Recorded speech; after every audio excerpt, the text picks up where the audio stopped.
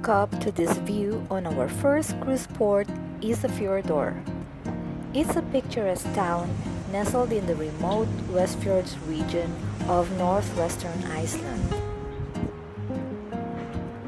With a population of just over 2,500, Isafjordur serves as the unofficial capital of the Westfjords and is known for its colorful houses, friendly locals, and peaceful atmosphere. Despite its small size, Isafjordur offers a surprising variety of cultural and outdoor experiences. Quiet yet captivating, Isafjordur is a hidden gem for those seeking serenity, adventure, and an authentic Icelandic experience far from the crowds.